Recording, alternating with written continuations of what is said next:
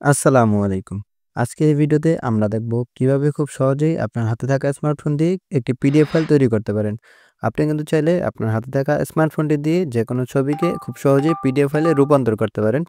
তো PDF file তৈরি করার জন্য আপনাকে একটি অ্যাপ ডাউনলোড করতে হবে। এটার জন্য আমরা প্রথমেই প্লে স্টোরে চলে যাব। আপনার আইফোন হলে অ্যাপ স্টোরে চলে যাবেন এবং সার্চ বারে গিয়ে আপনি লিখবেন কাগজ স্ক্যানার। আপনি কাগজ স্ক্যানার যখন লিখবেন তখন আপনার সামনে এই অ্যাপসটি চলে আসবে। এই অ্যাপসটিকে প্রথমে আপনারা এখান থেকে ডাউনলোড করে ইনস্টল করে নেবেন। আমি অ্যাপসটিকে ডাউনলোড করে ইনস্টল করে নিচ্ছি। এর মধ্যেই আপনি ভিডিওতে একটি লাইক করে ফেলেন এবং এই ভিডিওর নিচে একটি কমেন্ট করে ফেলেন এবং এমনই যদি ভিডিও আরও পেতে চান তাহলে চ্যানেলটি সাবস্ক্রাইব করে রাখেন। তো আমার অ্যাপসটি কিন্তু ডাউনলোড হয়ে গেছে। এখন আমি ওপেন বাটনে ক্লিক করব। ওপেন বাটনে ক্লিক করে আমি এই অ্যাপসটিকে প্রথমে ওপেন করে নিব এবং এই অ্যাপসটিকে এখান থেকে আপনাকে যেকোনো একটি জিমেইল অ্যাকাউন্ট দিয়ে সাইন আপ করতে হবে। আমি হচ্ছে এখানে সাইন ইন করে নিচ্ছি। আমার যেহেতু অলরেডি অ্যাকাউন্ট এখানে আছে তাই আমি সাইন ইন করে নিচ্ছি। আপনার না থাকলে আপনি সাইন আপ করে নেবেন। এটা খুবই সহজ। আপনি জাস্ট জিমেইলে ক্লিক করলে এটা কিন্তু সাইন আপ হয়ে যাবে। দেখুন আমারটা হয়ে গেল। এখন আমি হচ্ছে কন্টিনিউতে ক্লিক করে দিলাম। তো কন্টিনিউ ক্লিক করলে এখানে হচ্ছে তারা তাদের হচ্ছে বিজ্ঞাপন দেখাচ্ছে। মানে আপনি চাইলে এটা কিন্তু প্রিমিয়াম ভার্সনটা কিনে ব্যবহার করতে পারেন। আমি এখান থেকে এটা ক্লোজ করে দিব এবং এখান থেকে আমি নোটিফিকেশনটা অ্যালাউ করে আমার ফাইলের যে পারমিশন সেটা আমি দিয়ে নিচ্ছি। তো দেয়ালে এমন একটি ইন্টারফেস আপনাদের সামনে চলে আসবে। এখানে এই যে দেখুন একটি অপশন আছে হচ্ছে স্ক্যান পিডিএফ নামে। আপনার এই যে স্ক্যান পিডিএফ আছে, স্ক্যান পিডিএফ এর এটি ক্লিক করে দিবেন। তাহলে আপনার হচ্ছে যে ক্যামেরা আছে, আপনার ক্যামেরাটি হচ্ছে ওপেন হয়ে যাবে। এখানে আমি ক্যামেরার পারমিশন দিয়ে নিচ্ছি। পারমিশন দিলে কিন্তু ক্যামেরা ওপেন হয়ে যাবে।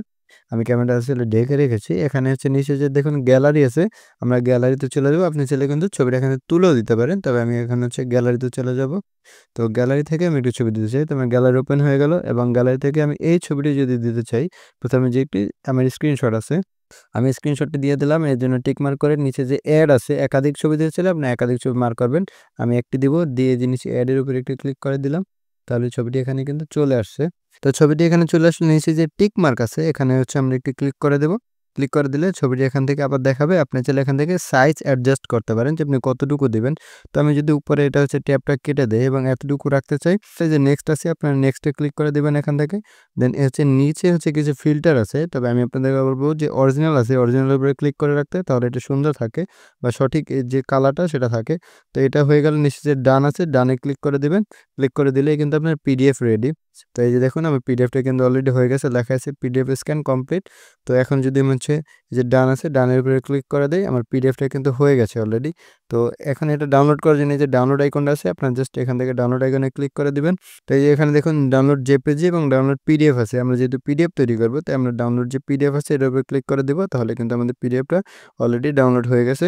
আমি এখন আপনাদেরকে যদি একটু ফাইলে গিয়ে দেখাই যে ডাউনলোড হলো কিনা, এটার জন্য আমি ফাইলে চলে আসলাম এবং এখানে হচ্ছে আমি যদি একটু রিফ্রেশ করি তাহলে দেখুন এই যে আমার এখানে কিন্তু কাগজ স্ক্যানার যে অ্যাপসটার নাম, সেই অ্যাপসে যে এই যে ফাইলটা কিন্তু এখানে চলে আসছে। আমি যদি এটার উপরে ক্লিক করি তাহলে কিন্তু এটা দেখবেন পিডিএফ আকারে হচ্ছে ভিউ হবে। তো দেখুন আমার সামনে কিন্তু পিডিএফ ভিউ হয় যে অ্যাপস দিয়ে, সেই অ্যাপস দিয়ে কিন্তু ভিউ হয়েছে এবং এটার রেজুলেশন কিন্তু যথেষ্ট ভালো। নরমালি যদি আপনি হচ্ছে ছবি দিতেন, মানে পিকচারটা সরাসরি সেন্ড করতেন কোথাও, তাহলে কিন্তু এটা রেজুলেশন এমন থাকতো না। রেজুলেশন কিন্তু অনেকটা লস হতো। এটা যেহেতু পিডিএফ তাই হচ্ছে রেজুলেশন ঠিক আছে। আপনার যে কোনো ক্ষেত্রে এই পিডিএফটা কিন্তু ব্যবহার করতে পারেন।